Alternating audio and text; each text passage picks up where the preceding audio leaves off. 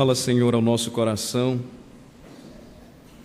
nesta hora tão importante, um ponto culminante de toda adoração ao nome do Senhor Jesus Cristo, que é a hora em que Ele fala através das Escrituras Sagradas. É a hora em que deixamos de falar através da nossa oração, do nosso canto, da nossa devoção ao lermos as Escrituras e ouvimos agora a proclamação do Evangelho do Rei.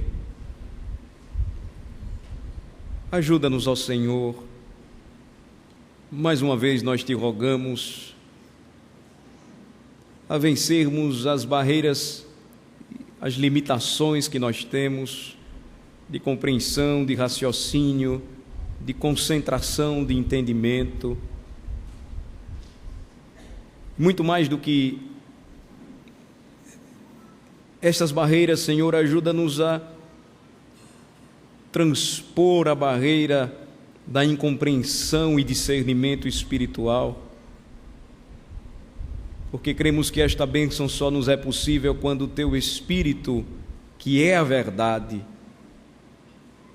toca em nosso coração de maneira especial, fala a cada um de nós, nos transformando e nos quebrantando o coração e nos levando a receber a palavra de Cristo com vontade, com um desejo santo de dizermos como congregação: assim seja, Senhor, é a Tua palavra e estamos aqui para ouvir-te falar. Abençoa-nos, ó Senhor, mais uma vez, somos o Teu povo e desejamos, ó Senhor Deus, te servir com integridade de coração. Em nome de Jesus que oramos. Amém. Eu convido os irmãos a juntos abrirmos a palavra de Deus em Mateus, Evangelho de Mateus, capítulo 5, a fim de darmos sequência ao Sermão do Monte, nossos estudos baseados no Sermão do Monte. Mateus capítulo 5, nós vimos na última mensagem, onde tratamos deste Evangelho, o Evangelho do Rei, que o Senhor Jesus Cristo, versículos de 21 a 26, nos ensina que o homicídio ele não começa quando o assassinato ele é praticado, ele atinge o seu ponto máximo quando alguém tira a vida do seu semelhante. Mas o homicídio ou a quebra do sexto mandamento, que diz não matarás, ou literalmente na língua hebraica, não cometerás assassinato, começa no coração. Quando alguém odeia o irmão, despreza o irmão, considera-o tolo, ele já está quebrando este mandamento. E o Senhor diz que se nós não resolvermos os nossos problemas entre nós, interpessoais, que diferença faremos nós no que diz respeito à maneira como os ímpios vivem? Se os pais não têm a condição, sendo crentes, de se reconciliarem com seus filhos, se os filhos, sendo cristãos, não têm a capacidade dada por Deus ou não buscam o favor do Senhor a fim de se reconciliarem com seus pais, se os casais vão para a igreja e continuam sem reconciliação, o Senhor diz: esta adoração eu não aceito. E é uma palavra muito séria, muito enfática e muito dura, porquanto nela encontramos o espírito da lei. Então, podemos até enganar o nosso irmão, o nosso próximo, mas não podemos enganar o Senhor, que a tudo vê e que conhece a nossa mente e o nosso coração. Agora, chegamos no versículo 27 e encontramos agora uma outra antítese apresentada pelo Senhor, que é, na realidade, uma contrariação àquilo que comumente estava sendo ensinado em seus dias pelos escribas e fariseus. Lembremos juntos, os escribas eram conhecidos como os exegetas daquela época, os intérpretes da lei, profundos conhecedores do Antigo Testamento. E os fariseus, eles eram provenientes de uma seita resultante da não obediência do povo de Deus nos dias de Malaquias. Tudo isso que a gente está vendo aqui, e percebam a harmonia das Escrituras, é resultado, o que o Senhor encontrou aqui no meio de seu povo é resultado da não observância, da desobediência do povo 400 anos antes. Quando o Senhor alertou o povo não quis ouvi-lo e o Senhor se silenciou. E aí nós lembramos juntos o que os profetas dizem, ou que a palavra de Deus nos ensina: quando a profecia ela cessa, o povo então se corrompe. Sem instrução, o povo então cai na desgraça. E aí o que é que nós notamos aqui no início, o versículo 27? Nós encontramos uma segunda explicação, uma segunda interpretação correta da parte do legislador, que é Cristo, no que diz respeito aos seus mandamentos. Versículos de 27 a 30, ele vai falar a respeito do adultério. Versículos 31 e 32, ele vai tratar a respeito do divórcio. Mais uma vez nós nos deparamos com este assunto. Vocês poderiam até dizer: o pastor Alain, ele está batendo na mesma tecla, né? Mas que cara enjoado. Mas fico livre desta acusação, uma vez que vocês têm acompanhado que o sermão é sequencial. Se o sermão é sequencial, eu até poderia, e confesso, fui tentada: deixa de lado, Alain, desse assunto. Por que você não trata de uma coisa mais fácil? Por que você não fala de não traz outras recomendações bíblicas? Mas eu não posso ser desonesto comigo mesmo e com os irmãos. Nós não podemos fugir da sequência do texto e nos deparamos mais uma vez com um assunto que não é estranho para a nossa geração. É um assunto odierno, é um assunto dos dias atuais. E então convido os irmãos a lerem junto comigo os versículos de 27 a 30, quando o Senhor fala a respeito do sexto mandamento da lei de Deus, e sétimo mandamento da lei de Deus, que diz: não adulterarás. Êxodo 20, versículo 14. Então vamos ler juntos aqui, versículos de 27 a 30. Leamos. Ouvistes que foi dito: não adulterarás.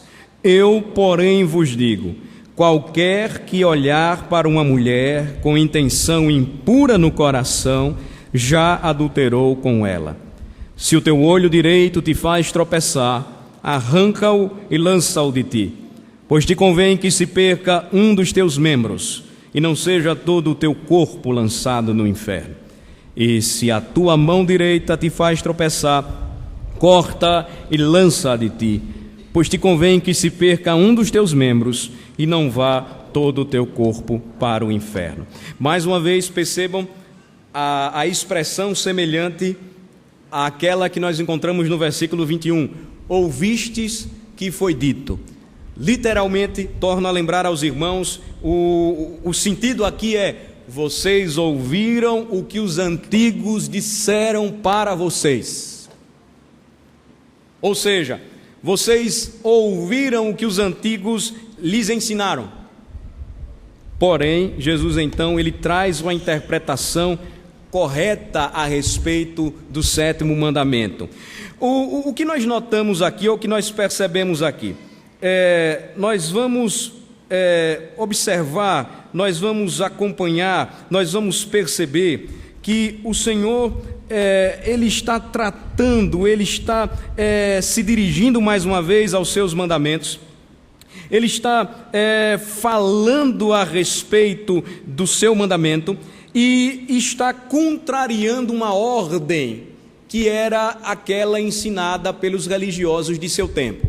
Por exemplo, a ordem no Antigo Testamento para não adulterar ou não cometer adultério, ela nunca foi enxergada pelos intérpretes judaicos, aqui falando diretamente dos escribas e fariseus, como uma função de pureza.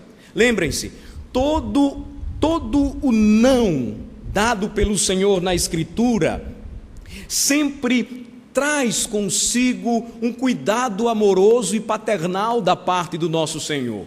Ou você que é pai diz não para o seu filho porque você não o ama. Você diz não para ele quando ele está correndo algum risco, quando ele está para fazer alguma coisa errada, porque por trás desta negação, você está desejando o melhor para ele. Então, o mandamento em si, não adulterarás, ele, assim como o mandamento anterior, ele trazia consigo um aspecto positivo, uma função de pureza. E os judeus dos dias de Jesus, eles acreditavam que cometer adultério apenas era tomar a mulher do seu próximo. Eles usavam até a expressão roubar a esposa de outro.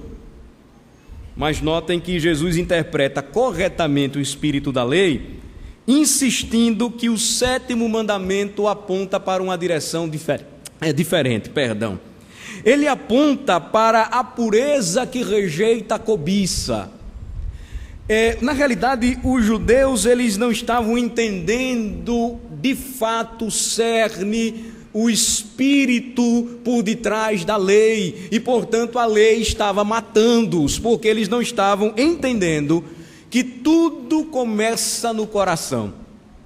O que nós aprendemos, por exemplo, no resumo da lei em Êxodo 20, os 10 mandamentos, é que a cobiça, ela vai gerar então a quebra dos demais mandamentos divinos. A cobiça levou Adão à idolatria. A cobiça levou Adão à desobediência. A cobiça levou o seu primeiro filho, os seus primeiros filhos, a enfrentarem uma situação terrível, quando o mais velho matou o mais novo. A cobiça é quem provoca ou quem desperta em nosso coração o desejo pela impureza sexual. É o que o Senhor Jesus Cristo está tratando aqui. E ele diz que quando nós entendemos perfeitamente este mandamento, nós vamos notar que adulterar envolve, antes de tomar alguém ou aquela pessoa que não lhe pertence para si, trata ou envolve cobiça e intenção do coração. Então, vejam só o que o Senhor Jesus Cristo vai dizer nos versículos de número 27 e 28. Vocês vão ler comigo mais uma vez. Eu convido os irmãos para lermos juntos, porque é importante gravarmos este ensino de Jesus, e a leitura ajuda. Vamos lá, versículos 27 e 28. Ouvistes que foi dito: não adulterarás.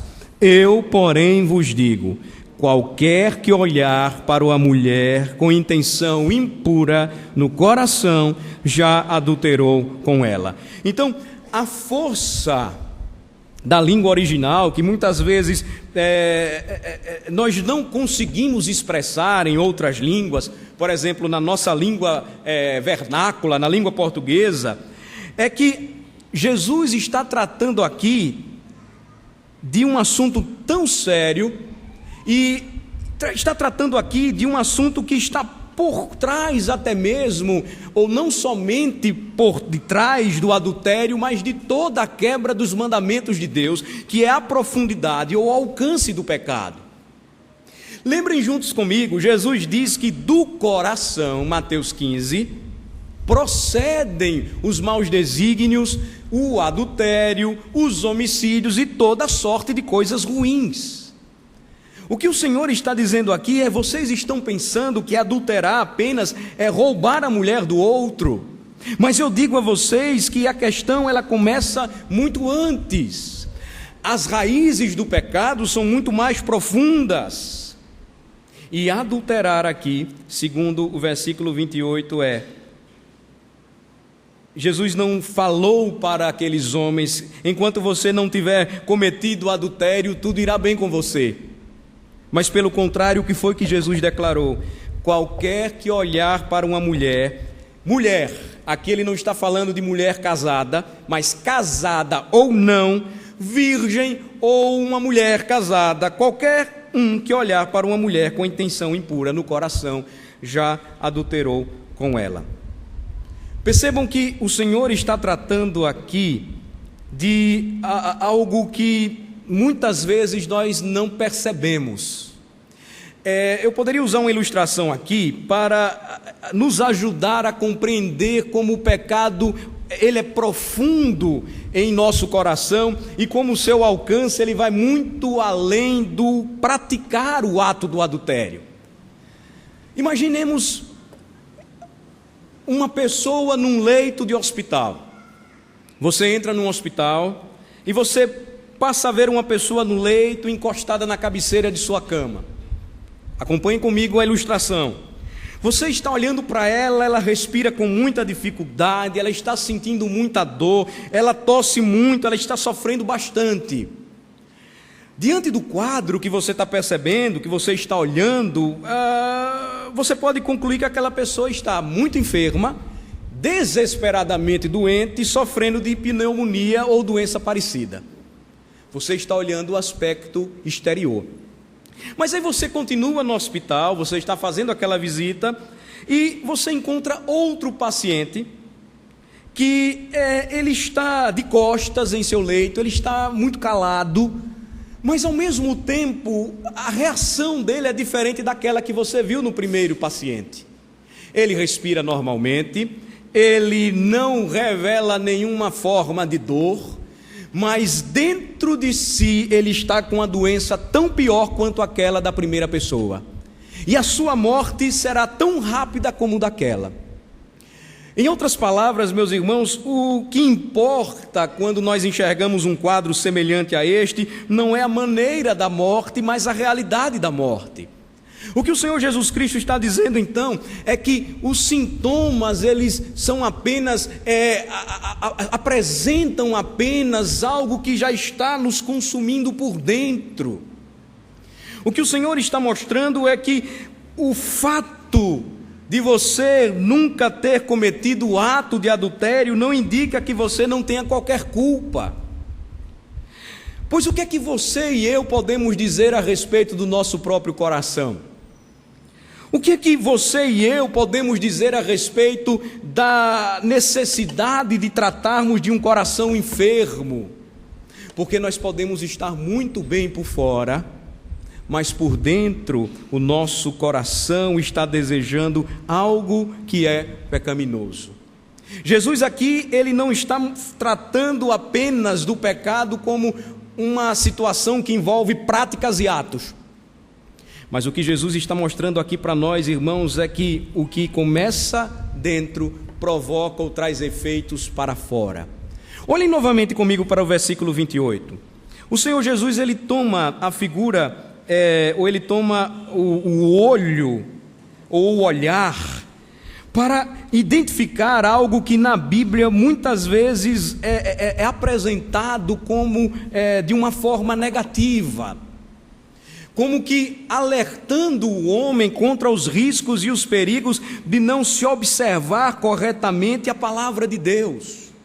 Olhar para uma mulher com intenção impura no coração aqui, não é somente cobiçá-la, mas a força da língua grega traz até mesmo a ideia de você olhar para ela com a intenção de despertar nela também a cobiça de seu próprio coração.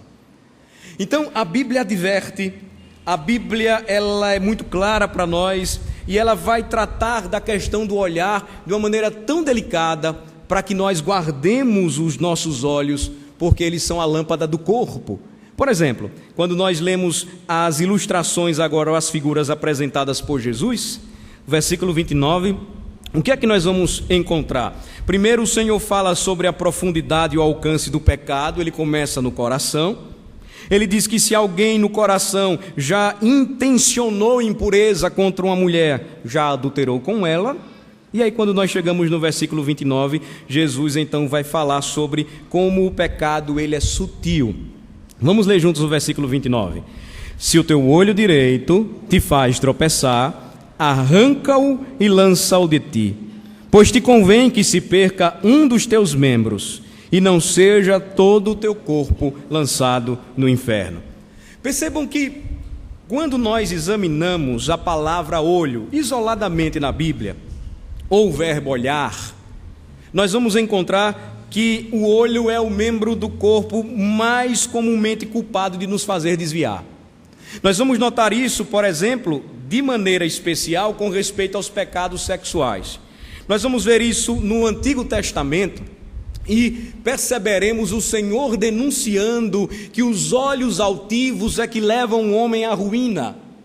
Nós vamos notar, por exemplo, o Senhor desgostoso com o seu povo, porque desviou o seu olhar do Senhor e praticou prostituição, servindo a outros deuses. Qual é a questão aqui a ser tratada? É que o Senhor está nos dizendo que o nosso olho ou o nosso olhar precisa estar em constante vigilância, porque algo que Deus criou de maneira muito boa, para o nosso próprio benefício, para o nosso próprio regozijo, foi marcado e manchado pelos efeitos e consequências do pecado.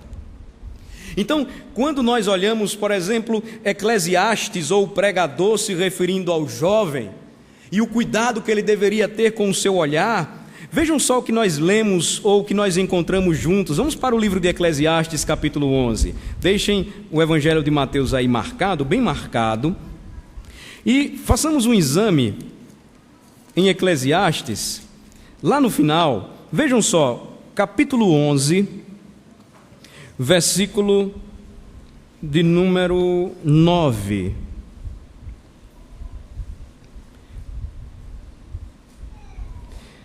Há uma recomendação boa para o jovem, mas há uma advertência para que na juventude ele cuide de seus olhos, ele cuide de seu olho. Vejam só, Eclesiastes 11, versículo 9. Vamos ler juntos? Vamos lá? Alegra-te, jovem, na tua juventude, e recreie-se o teu coração nos dias da tua mocidade.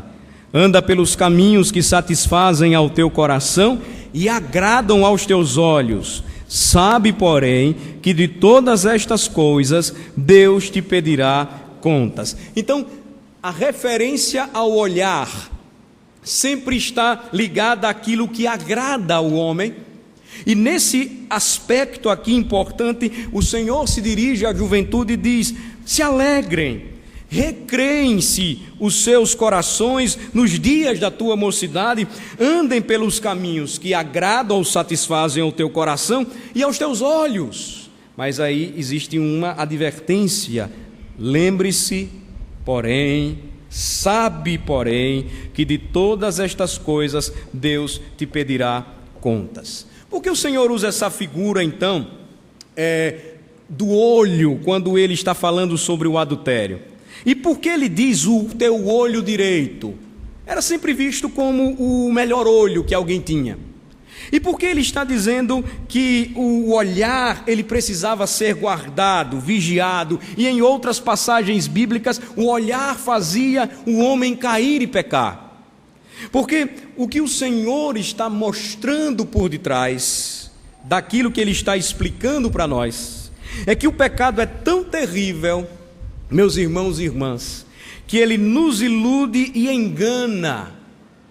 Ele nos deixa perfeitamente felizes e confortáveis enquanto ainda não cometemos o ato pecaminoso em si. É muito fácil. E você pode estar raciocinando agora da seguinte maneira: sim, pastor Alain, eu tenho sofrido tentações. Eu tenho, mas graças a Deus, pastor, eu nunca caí. E eu posso responder para você com muito temor e tremor. E o que você pode dizer a respeito dos pecados que nós cometemos em nossas mentes? Os pecados que passam em nosso coração. O que você pode dizer de homens e mulheres que têm uma moral respeitável, que jamais sonhariam em cometer um ato de adultério, mas que gostam de pecar em suas mentes e em sua imaginação? A pergunta que nós precisamos fazer, irmãos, nesta noite, para nós mesmos é: você nunca foi culpado de adultério? Não, pastor, nunca caí nessa área. Muito bem. E o que é que você tem a dizer acerca da maneira como você aprecia os romances e biografias, onde as condutas imorais, as tramas e traição de casais acontecem, e à medida em que você lê, você não para de ler, e você gosta e você continua? E o que dizer das reportagens e das revistas que apetecem o seu coração e você sempre quer estar antenado neste assunto? Você pode me dizer, pastor, é apenas uma preocupação social, é uma análise meramente filosófica. Eu prossigo. O que é que você tem a dizer dos filmes e novelas, onde o seu deleite, onde a sua satisfação estão em ver o adultério sendo consumado? Não é assim que muitas vezes nós nos prendemos ou nos pegamos? Estamos assistindo um filme, alguns assistindo novelas, e a trama toda está girando em torno de um caso de adultério, em um caso de traição, e nós torcemos para que aquilo aconteça. O que dizer disso? O que dizer de suas visitas às redes sociais, às salas de bate-papo, aos sites pornográficos na internet, à troca de e-mails anônimos? Irmãos, o fato é que quando nós fazemos e nos deliciamos nestas coisas, que giram apenas em torno da nossa imaginação, fruto do nosso coração, nós pecamos e somos tão adúlteros como aqueles que vão ao motel e traem seu cônjuge, ou como aqueles que transam com sua namorada. A realidade é essa: o ato apenas não se consumou, mas ele tomou conta da nossa imaginação e dos nossos desejos mais profundos. O que o Senhor, Ele diz a respeito da sutileza do pecado, meus queridos irmãos e irmãs, é algo muito sério. Ele diz que todo pecado, não somente o pecado sexual, começa com a imaginação. E vejam, a imaginação não é algo ruim. A imaginação é um dom concedido por Deus. Mas percebam que o nosso coração, quando deseja e é alimentado por olhos impuros e sujos, nós então manchamos tudo aquilo que deveria ser utilizado para a glória de Deus.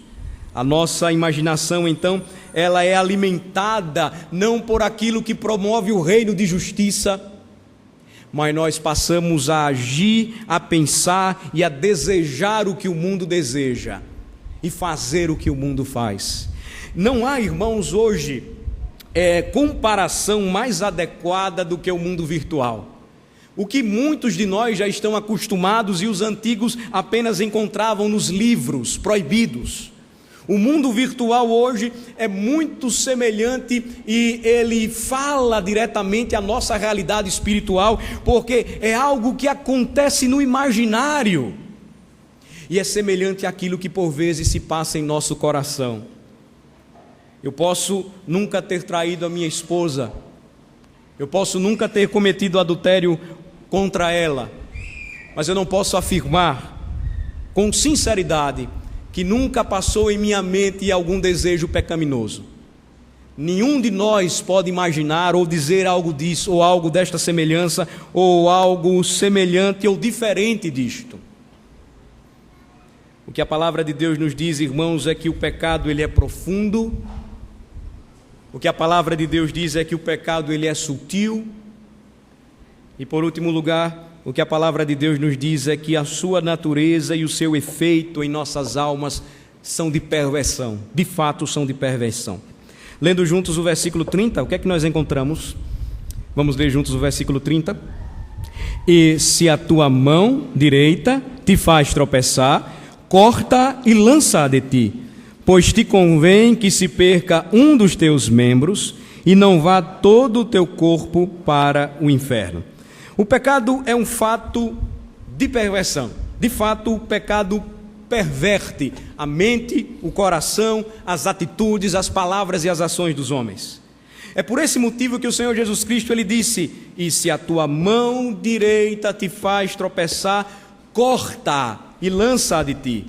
Mão direita aqui é um contexto que lida não somente com o corpo que foi feito para a glória de Deus e que está sendo usado de uma maneira inadequada, mas é uma forma também de dizer que o desejo sexual não é segundo a vontade de Deus, que nós deveríamos nutrir pelo nosso cônjuge, aguardar de maneira natural quando nos preparamos para o casamento, rouba aquilo que não nos pertence. E o que o Senhor está dizendo então é que o pecado, meus irmãos, ele tem o poder de transformar, ele tem o poder de modificar, ele tem o poder de provocar uma verdadeira mutação pecaminosa em nossos membros, algo tão maravilhoso que o Senhor nos deu para o nosso próprio bem. Os nossos olhos, as nossas mãos.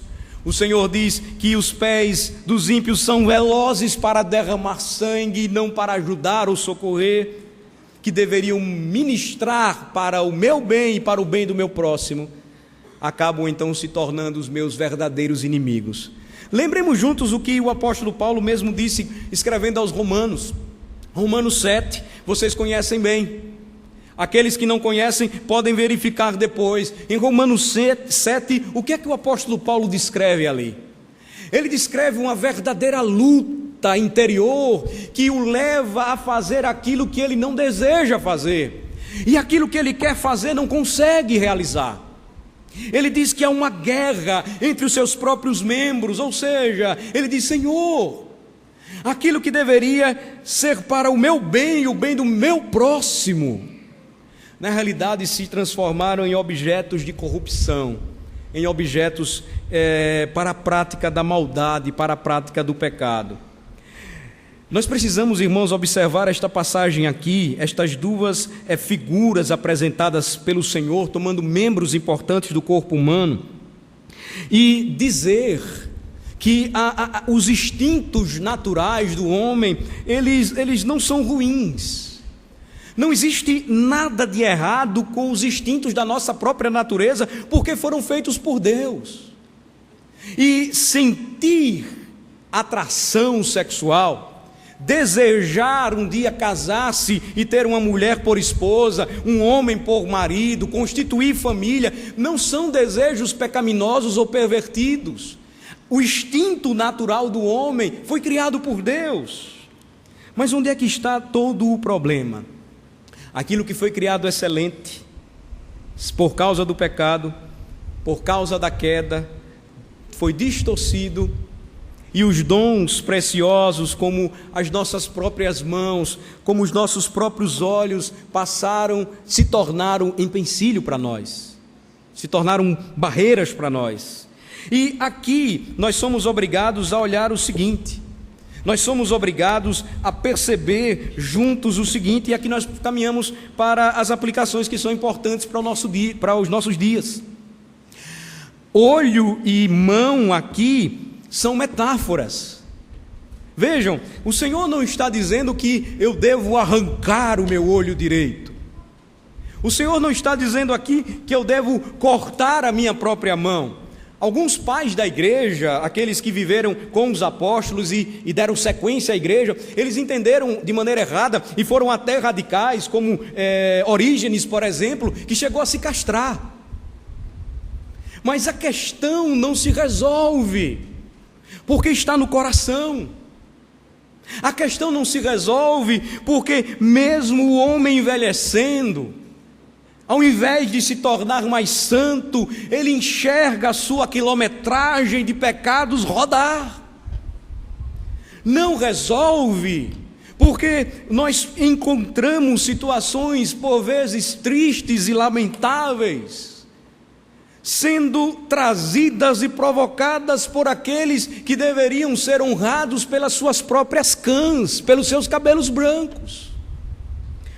Isso me faz lembrar, apenas a título de ilustração, um acontecimento que nos ajuda a perceber, irmãos, a realidade do que o Senhor Jesus Cristo está tratando aqui, da necessidade de nos desvencilharmos do pecado, de cortarmos de vez aquilo que nos leva a pecar contra o Senhor, e nesse aspecto aqui, sermos impuros sexualmente falando. Um colega meu teve uma situação muito difícil com o conselho de sua igreja, quando ele recebeu uma denúncia de um senhor antigo na igreja, crente antigo, um homem com mais de 80 anos, um homem que não faltava uma reunião de oração, um homem que não deixava de estar ali com seu pastor, de ler a Bíblia, de trabalhar para o reino. E a denúncia que chega às suas mãos é que ele não tinha mais nenhuma condição fisiológica, nem mesmo de tomar uma mulher e ter uma relação sexual com ela, mas ele estava pagando a uma garota apenas para ficar despida na frente dele. Era o desejo de seus olhos e de seu coração. O seu desejo era que suas mãos tocassem nela, ainda que ele não tivesse mais reação nenhuma. O que o seu coração desejava era ruim. E o difícil para aquela igreja foi ter que discipliná-lo, chorando, porque estava vendo a realidade que o pecado de fato provoca e traz para a nossa alma, para os filhos de Deus, para nós que somos crentes, se não entendermos que ele é destrutivo, que ele não produz nada bom para o ser humano, mas que ele introduziu a morte na vida do homem, e ao introduzir a morte neste mundo, o pecado então, ele conduziu o homem à maldição, ao inferno. Observem comigo, irmãos, que os versículos 29 e 30, eles têm a mesma conclusão. Se o teu olho direito te faz tropeçar, arranca-o e lança-o de ti, pois te convém que se perca um dos teus membros e não seja todo o teu corpo lançado do inferno. A palavra para fazer tropeçar aí é escandalizo, que nós temos na nossa língua portuguesa e sabemos muito bem o que é escandalizar. A mesma coisa é dita no versículo 30: se a tua mão direita te faz tropeçar, corta e lança-a de ti, pois te convém que se perca um dos teus membros. E percebam que a repetição aqui ela ocorre: e não vá todo o teu corpo para o inferno. O pecado é odioso para Deus, irmãos. O pecado é abominável aos olhos de Deus, e como nós notamos aqui, em linhas gerais, o Senhor está tratando da realidade maligna da desobediência, da quebra da sua lei, do errar o alvo, que é a expressão da palavra pecado. Mas de maneira direta aqui, o que é que nós podemos ainda aprender nesta noite? O que é que nós podemos levar conosco? Nós precisamos vigiar os nossos olhos. Nós precisamos buscar, irmãos, ocupar a nossa mente e o nosso coração com aquilo que edifica, com aquilo que nos faz crescer, com aquilo que é bom, verdadeiro, respeitável, amável e honesto.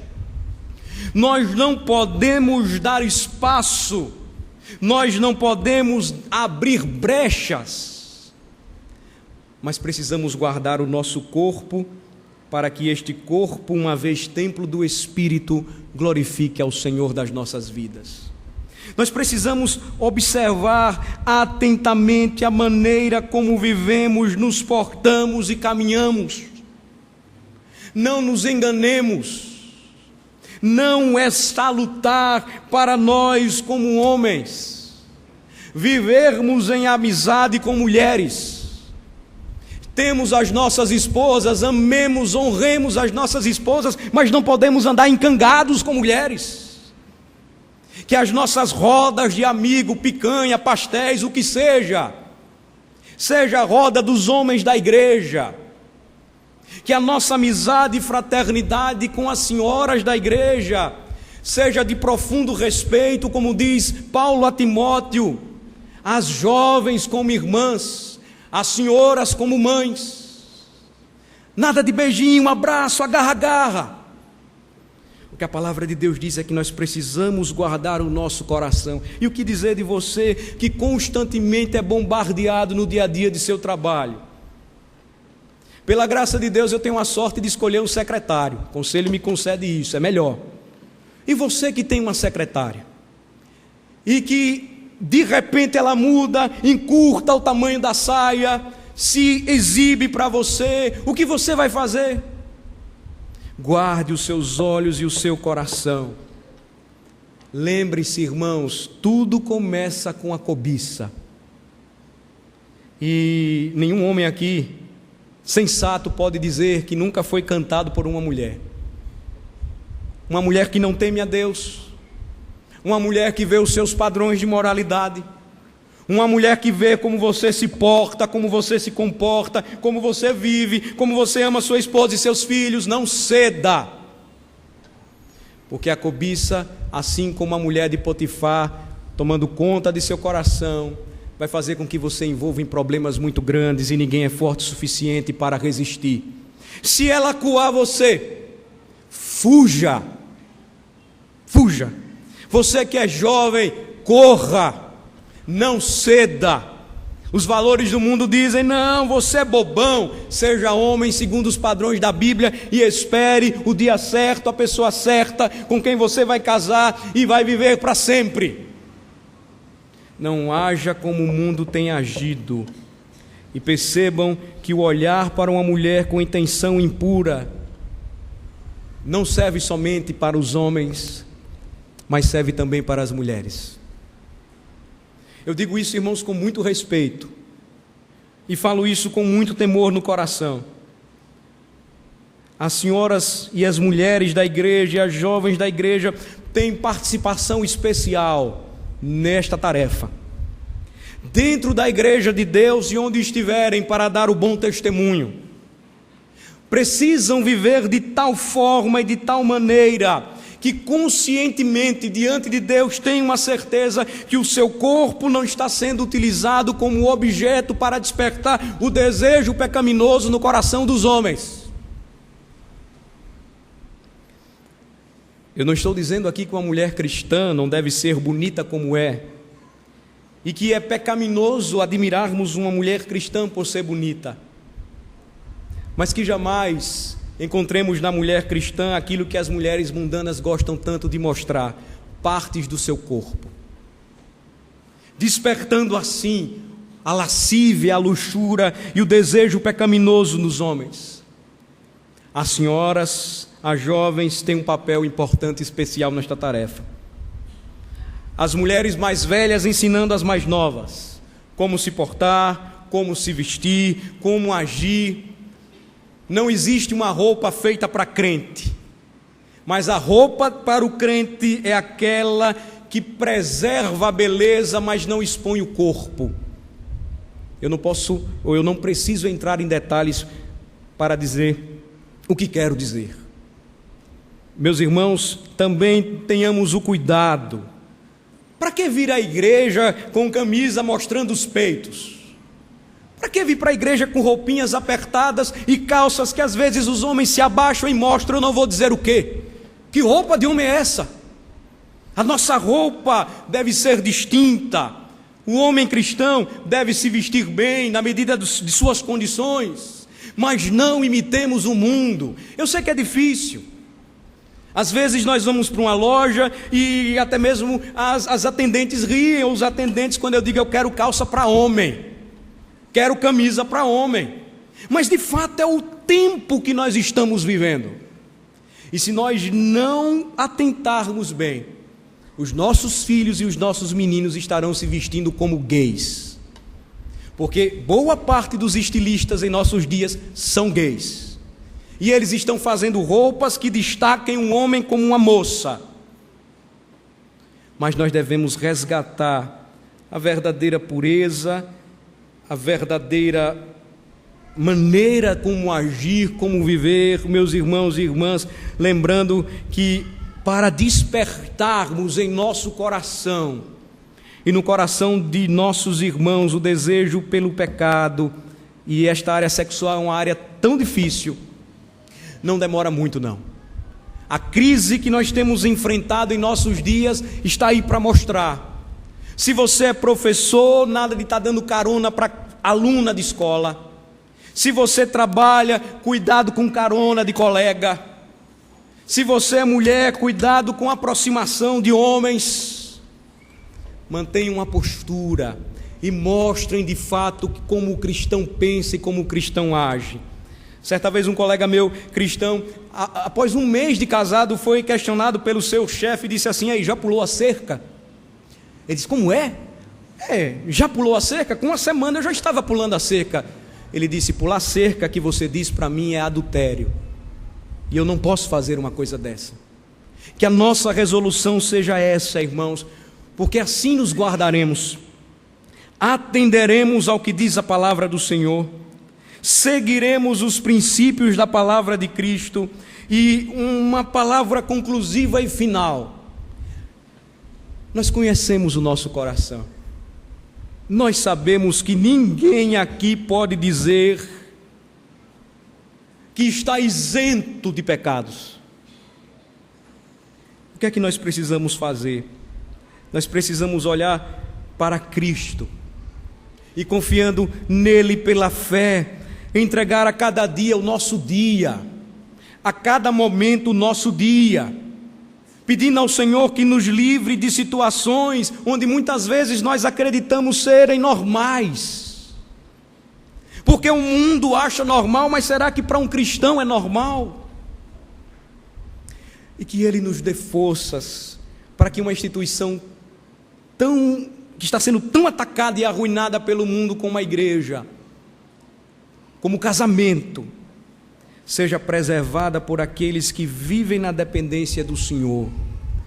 O Senhor Jesus Cristo não nos daria tais recomendações se também não falasse para nós que nós deveríamos entregar a Ele o nosso fardo pesado e tomar sobre nós o seu jugo que é leve.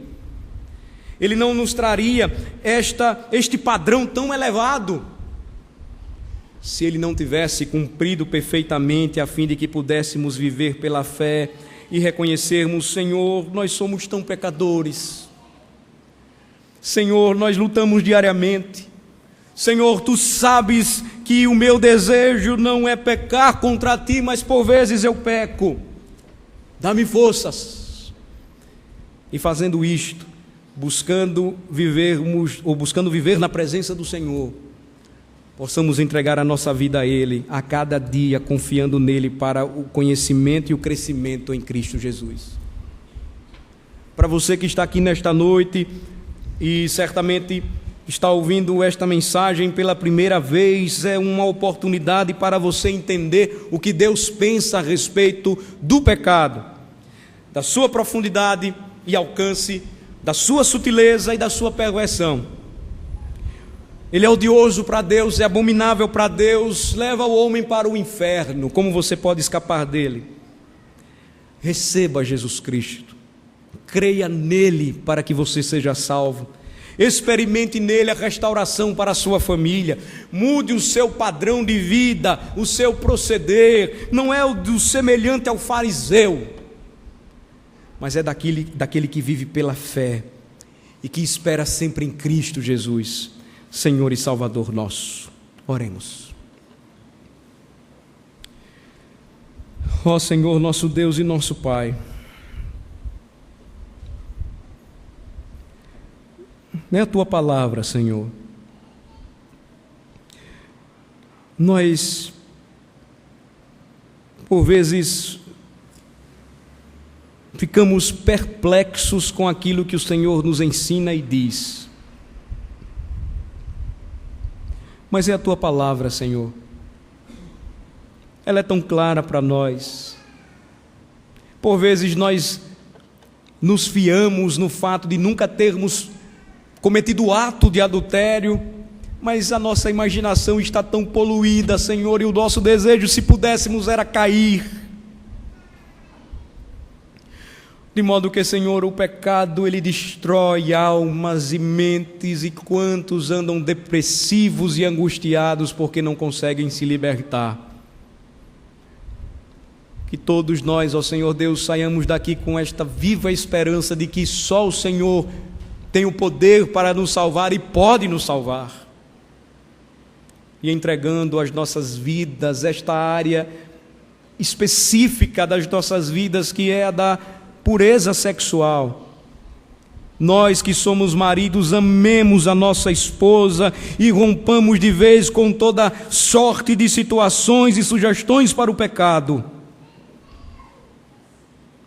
Que decidamos nesta noite romper com qualquer sensação ou atração que nos leve a pecar contra o Senhor e contra a nossa esposa.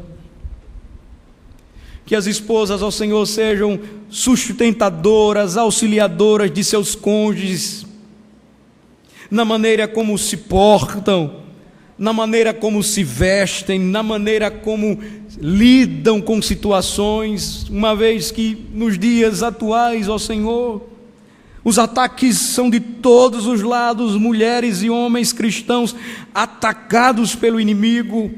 Livra, Senhor, as famílias do teu povo. Tem misericórdia de nós, Senhor.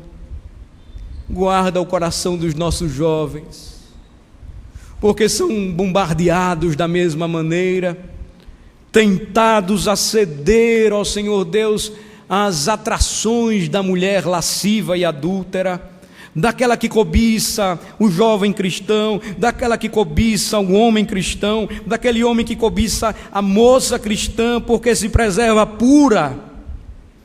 Guarda, Senhor, o teu povo, que a tua palavra, ó Senhor Deus, seja recebida por todos nós com mansidão. É a palavra do Senhor.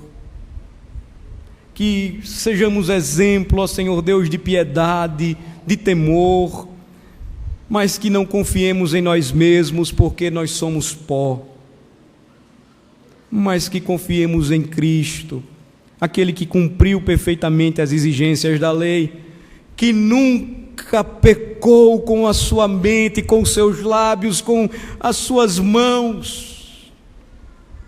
Que a nossa decisão, Senhor, nesta noite seja de romper com qualquer insinuação, ambiente, situação que nos leve a pecar ou nos ameace a pecar, arrancando o olho, cortando a mão, para a glória de Deus. Oramos em nome de Jesus. Amém.